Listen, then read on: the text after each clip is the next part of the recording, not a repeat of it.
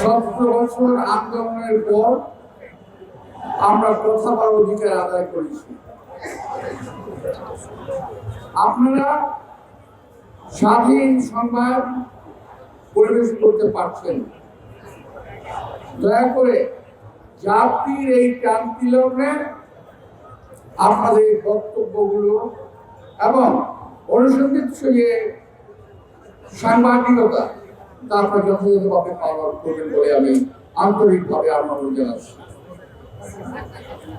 প্রিয় ভাইরা, গতকালে ঘুরে যাওয়া দুর্ভাগ্যজনক এই ঘটনাটির আমি তীব্র নিন্দা করছি। খাদি একজন প্রার্থী হতে পারে ঢাকা আটের, সে আমার সন্তান সমতুল্য। আমার সন্তানের বয়স, বড় সন্তানের বয়স 39 বছর বয়স, খাদির ওদের 35 হয় নাই। স্নেহতুল্য স্নেহভাজন এই ছেলের উপরে আঘাত করাতে আমি মানসিকভাবেও অত্যন্ত বেশি ক্ষতিগ্রস্ত হয়েছি গতকাল।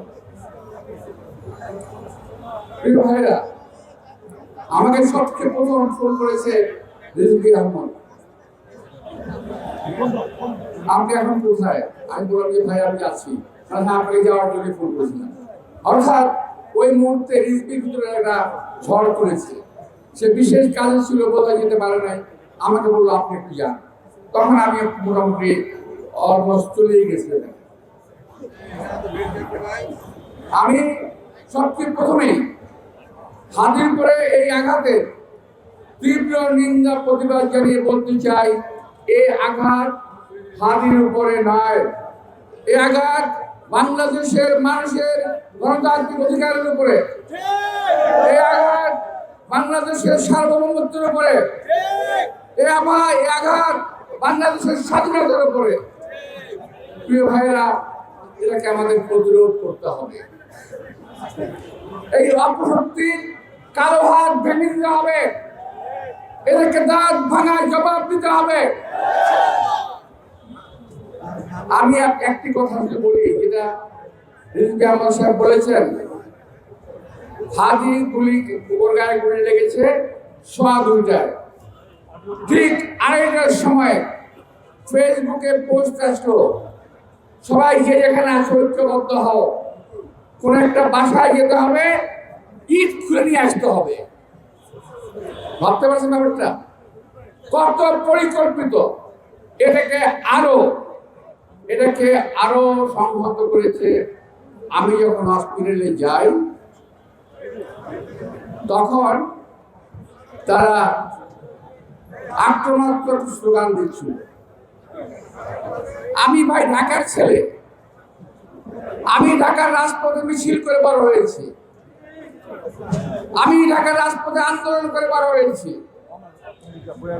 আমার বয়সটা একটু বেশি হয়ে গেছে, শান্ত থেকেছি, নীরব থেকেছি, কিন্তু ওই মুহূর্তে যদি আমার নির্দেশনা পেত তাহলে তোমাদেরকে তুলোধনা করতে আমাদের,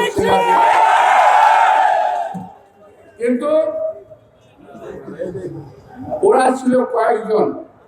কিন্তু সবচেয়ে ইন্টারেস্টিং বিষয় হলো 150 থেকে 200 ছেলে, এরা কেউ হাদির সমর্থক নয়, এরা বিশেষ একটি রাজনৈতিক দলের অঙ্গ সংগঠনের কর্মী। ভাই, আমি যাওয়ার পরে যখন ভিতরে গেলাম তখন হাদিকে নিয়ে যাচ্ছে স্ট্রেচারে করে অপারেশন থিয়েটারে। আমি অপেক্ষা করলাম, প্রায় 1 ঘন্টা বসে থাকলাম। এর মধ্যে কিছু বেয়াদব ছেলেপেলে অনেক বেয়াদবি বললো।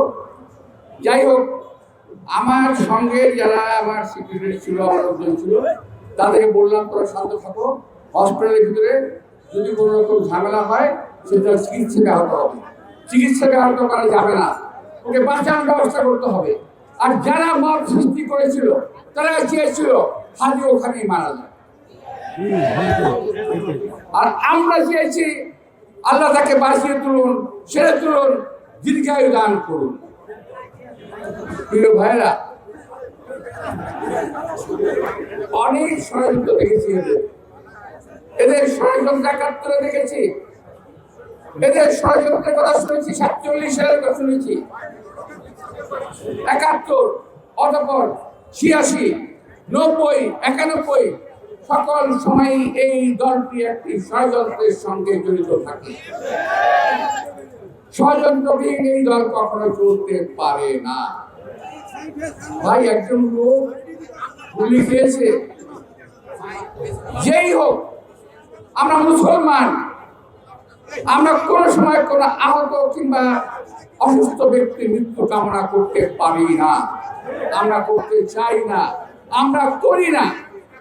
কিন্তু যারা নাকি মুসলমান লেবাসধারী, তারা একটি ছেলের মৃত্যু কামনা করছে বারবার, ফেসবুকে স্ট্যাটাসে তারা দিয়েছে। ওখানে যে একটা ছেলে ছিল, তারা কারা? পরবর্তীতে প্রায় ১০০ থেকে ১৫০ মোটরসাইকেল নিয়ে ওখানে তারা একটা মব তন্ত্রে কায়েম করার চেষ্টা করেছে। যাই হোক, আমি ওখান থেকে চলে আসি। ওরা ভেবেছিল ওদের ধমক চমক দেখলে পরে বোধহয় আমরা লেজ গুটিয়ে পালিয়ে যাব। প্রিয় ভাইরা, আমাদের নেতা কর্মীরা অত্যন্ত ধৈর্যশীল এবং সাহসী ভূমিকা রেখেছিল। কালকে যারা ছিল তাদের সবাইকে আমি আন্তরিক ধন্যবাদ জানাই।